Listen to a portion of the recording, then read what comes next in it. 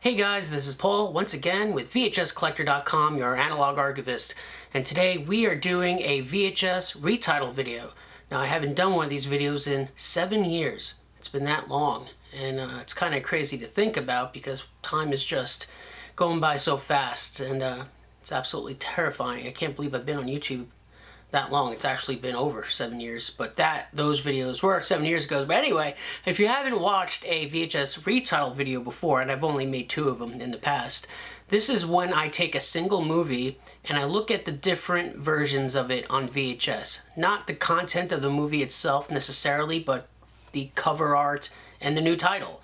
And I have 2 movies lined up that we're going to talk about in this video, and one of them is called Star Odyssey. Now, Star Odyssey was an Italian film made in 1979 as a sort of knockoff of Star Wars. Now, in this video series, I don't really review the movies. This is really about the covers and the release itself, but just for some context, this movie is absolutely terrible. It is, in fact, a knockoff of Star Wars, although it has bit more humor in it, but it's a schlocky mess. The movie's absolutely terrible.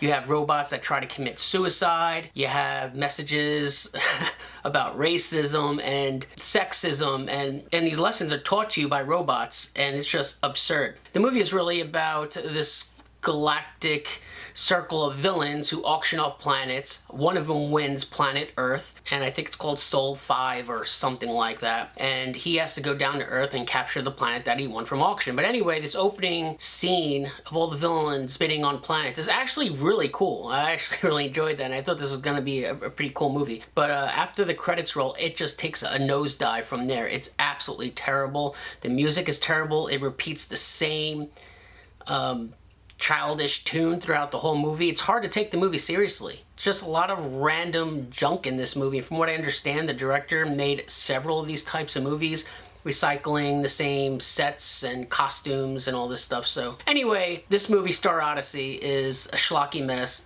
You're not missing anything if you haven't seen it. It's streaming on YouTube. You can actually go check it out. It's also on IMDb, streaming on there, and we'll talk about that in just a second. So when the movie was released in the US, it was released by Mogul Communications.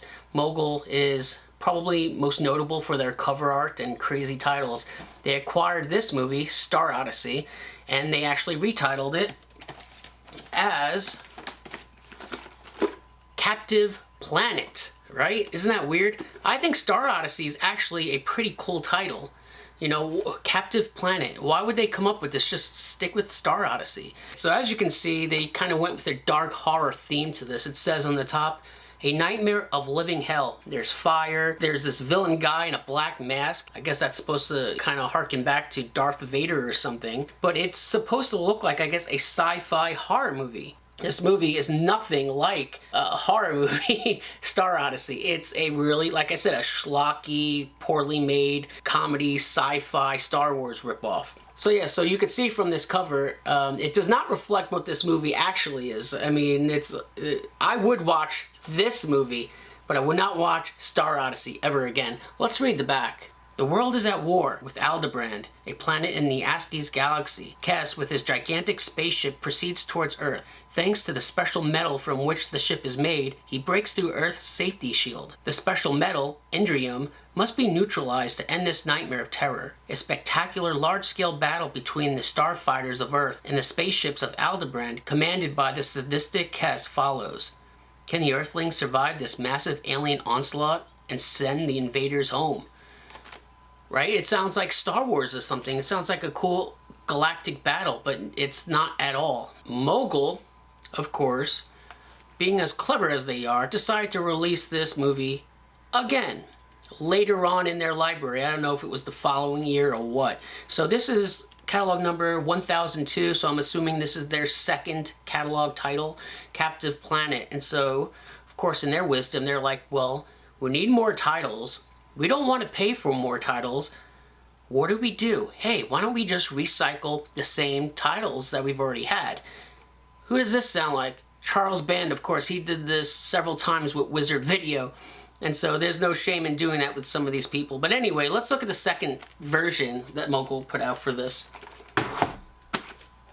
There it is, guys. Metallica. So this has a date on it, 1987.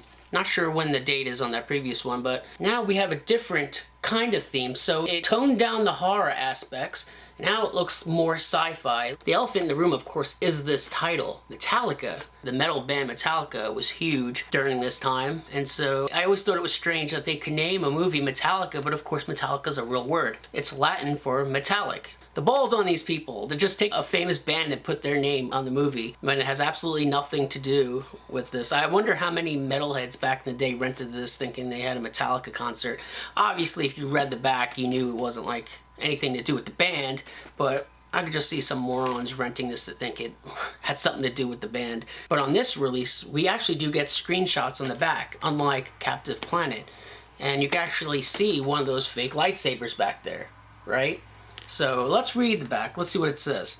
A rebel civilization in a far-off galaxy embark on a mission to capture and exploit the planet Earth. With its gigantic spaceship, their leader assembles a massive army of robots and the battle begins. Thanks to the special metal from which their intergalactic space transporter is constructed, they break through the Earth's protective safety shield. Meanwhile, the authorities on Earth are now convinced that normal means of defense will not stand in the way of superior firepower of the aliens. A team of experts are recruited to formulate a strategy for defending the Earth. Daring fights and large-scale spectacular battles between the starfighters of Earth and the space transporters of the enemy continue. Metallica, full of action, suspense, a science fiction movie with a difference. What does that mean, with a difference? I don't even know what they mean by that. But anyway, it's not full of action or suspense. Again, I keep saying it, but it's just a schlocky B movie. Not even a B movie. It's like a Z movie. The thing is so terrible. But anyway, I think that's a cool comparison, don't you think? So you got the same company releasing the same movie twice, and you could kind of see their thought process, right? This one, it's all about the horror, right? It's all about horror sci-fi. This one is just straight sci-fi, you know, so both got villains. This one, that's a picture of the actual villain in the movie, surprisingly. That is Kess. So that's the guy who wins the bid for Earth. I guess that's a little bit accurate, but yeah, that is Star Odyssey from Mogul Communications. So I always found that interesting. I actually own 2 of these Captive Planets. So right, I got one in a white clamshell, one in a black clamshell. This one looks like someone really trimmed the heck out of it. Alright guys, so now we're going to actually compare the title cards of these 2 movies and Star Odyssey. I mean, they're all the same movie, but they all have different title cards, obviously. Star Odyssey is obviously the English title card. I'm sure there's an Italian one somewhere out there. But there is some interesting things to note. For instance, all these VHS versions that I find of this movie have a pre-credit sequence that is not in the DVD print, which is really interesting. I don't know what the story is with that, but if you watch the DVD, it's missing the entire auction scene before the credits start. I don't know what that's about. That's really strange. And so there are 2 rips of this movie on YouTube, and both of them are missing that scene. There's actually a full VHS rip from another country, a release from another country, and it includes that auction scene. So I don't know what's going on there. If you stream it on IMDb, it does have the pre-credit sequence. That's something interesting to note. So I wonder why they excluded it from the DVD. I don't understand. I downloaded a rip and it was missing that opening scene. The versions on YouTube are missing that opening scene, so don't know what the story is with that. So you'll notice that Captive Planet will actually, its title card actually has this lettering, which is actually pretty cool and rare for retitles. Usually retitles are just bare characters, but they actually use this lettering for the title card on this cassette, which is interesting. It's nice and big, and that's nice. And then you have, of course, the Metallica title card. What's interesting with the Metallica title card is that despite the really cool, edgy title, Metallica, the title card is very tiny. I mean, the text is very tiny, and it's not like a cool font or a lettering or logo. It looks absolutely pathetic. So you would think they have something huge, you know, for the title, Metallica, but no, it's just in tiny lettering. So, all right, guys, sit back and watch the credits roll. You can place an order at my house during the next rota. But do not delay. I shall depart for Sol 3 on the first Aldis of Astis.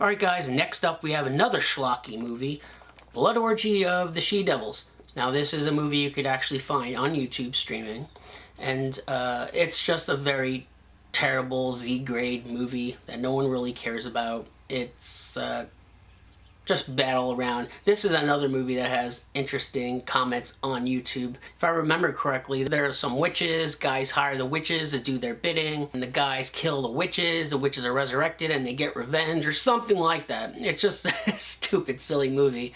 This movie was actually released, as you can see here, on World Video Inc. World Pictures, or World Video Pictures Inc. Now, for you guys who know your home video history, who created World Video? Do you know who created World Video? George Atkinson. That's who. George Atkinson is famous for creating the very first video rental store in the United States. And that was in December of 1977, just a few months after the launch of Magnetic Video's first line of video cassettes. So, pretty historic guy, pretty important, definitely a pioneer of home video. And I guess at one point he said, hey, I'm doing well, why don't I start my own damn label? Actually, he started this label I think after he got booted from Video Station, which was the chain of video stores that he created, if I remember correctly. But anyway, that's a little bit of home video history for you. But Blood Orgy of the She-Devils, like I said, schlocky mess. And here it is, the first home video release of the movie. But of course, it was released again, and it was packaged much differently. Here we have female plasma suckers. Right? Female plasma suckers. It almost sounds like aliens coming from another planet to drink your blood. Let's see what it says on here. Contains scenes of graphic intensity that may cause acute distress to sensitive persons. Well, the only distress that it would cause is a result of it being such a bad, terrible movie. But I always loved these types of cover art that use a photograph, because I always wonder who these models are in this picture. How they ended up getting this gig to do a scene for the cover of a VHS horror movie. I always wonder that. I wonder if they've ever bought this cassette knowing they were on the cover, or if they've ever known that they are on this cover. You know, maybe they just did this photo shoot a long time ago and didn't realize it was put on this video because they never passed it in a video store or something. Who knows? I mean, I always wonder things like that. But on the cover you see there's a woman straddling a guy in bed with a straw in his neck, drinking his blood. He's got this weird stuff on his face. I guess it's supposed to look like, what, he's been beaten or something? I don't know. It's kind of strange, but I always loved this cover art. I always loved the name, Female Plasma Suckers. Now the back is actually pretty accurate to what the movie is about.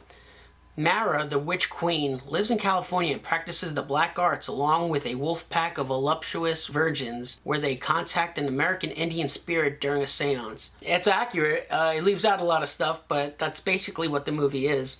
When I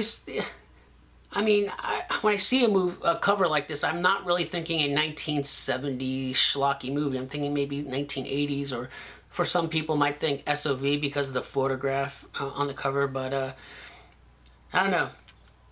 I've always loved this VHS release, just like I said, for the cover and the name, it's just ridiculous. But when you compare it to the actual original, there's a huge difference here, right? There's a huge difference between these two covers.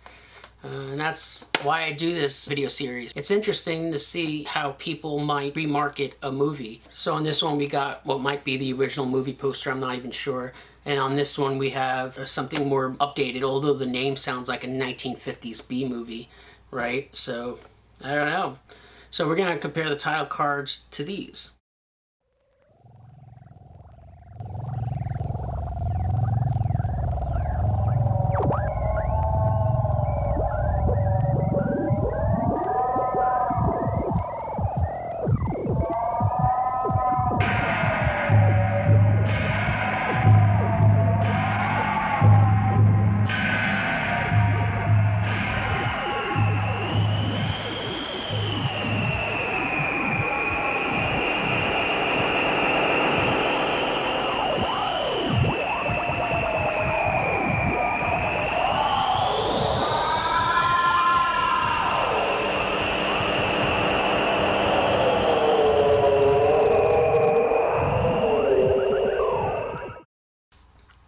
Alright guys, there it is, Volume 3 of VHS Retitles. Hope you learned something, I hope you found this interesting, and I'm going to dig out more movies and find more alternate titles for movies. It's funny because when I was scanning VHS covers at 112 Video and entering them into the VHScollector.com database, I would find movies in the same sections at the video store with different titles, different covers, but they were the same exact movie. And the video store didn't even know about it. And I found tons of movies like that, not just like horror, but like action and maybe comedy a few times. You don't really get a lot of that in comedy, but action especially. For some reason, that was a thing that these smaller independent labels did. But anyway, this has been Paul with VHScollector.com, and I will see you guys next time. Thanks.